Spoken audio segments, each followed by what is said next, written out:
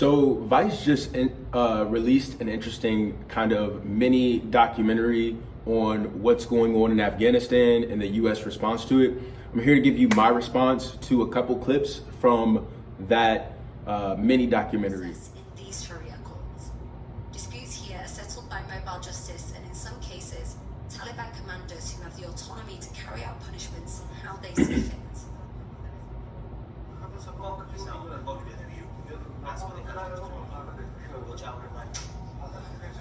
You just slapped him.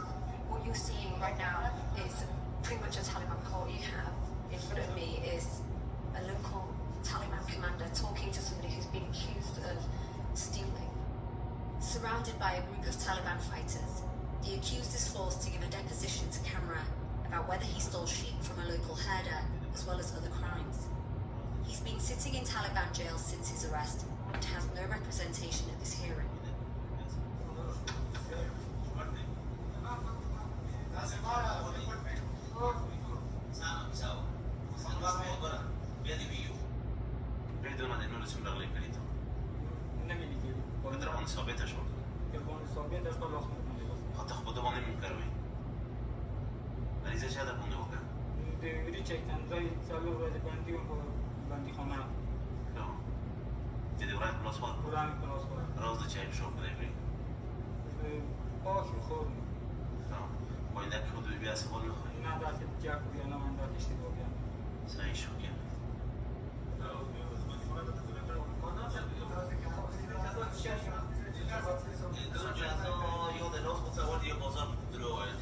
In terms of the cases that you dealt with today, what are the potential punishments that they could be served in the end? The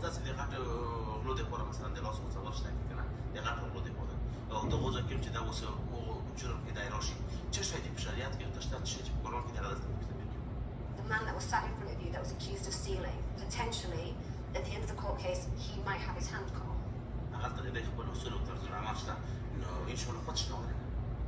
Human rights organizations would look at this scene and see men who don't have representatives, who don't have anybody putting forward their case, who have people who don't necessarily have the judicial or legal experience to be able to be handing out punishments, deciding the fate of an individual. And they would say that that isn't justice. What would you say to them?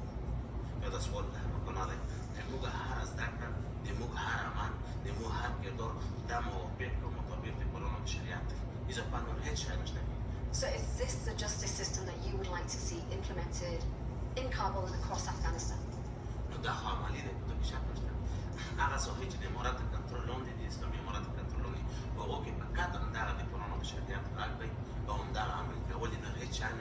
Would you consider bringing back stoning if you were to be in government? Is that something that you would do for adultery?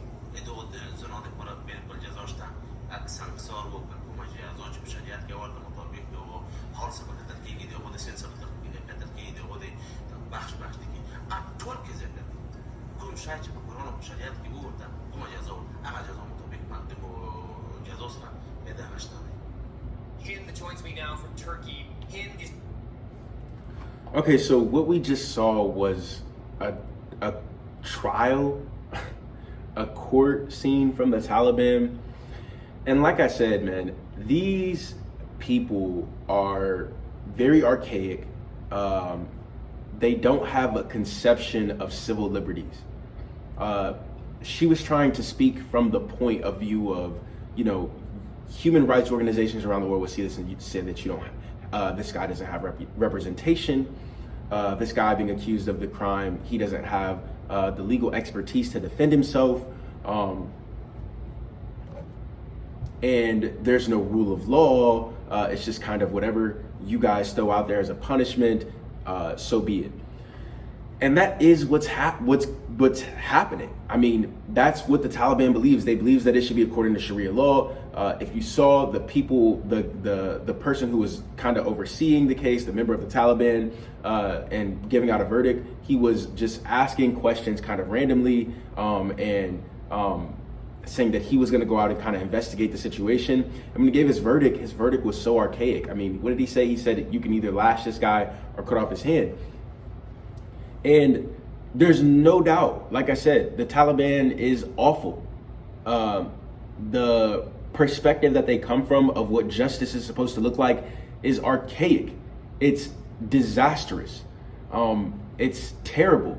I don't know anyone who would want to live under such a system, but that is their culture. That's the culture of a lot of people that live in Afghanistan, that believe that things should be done according to whatever interpretation of Sharia law or the Quran. That's what they believe. So looking into this and just seeing this kangaroo court, we here in the United States and in America and in other European or Western nations like Japan, South Korea, etc., couldn't even imagine such a trial taking place. But this is the way they do things, and this is evil, and this is wrong.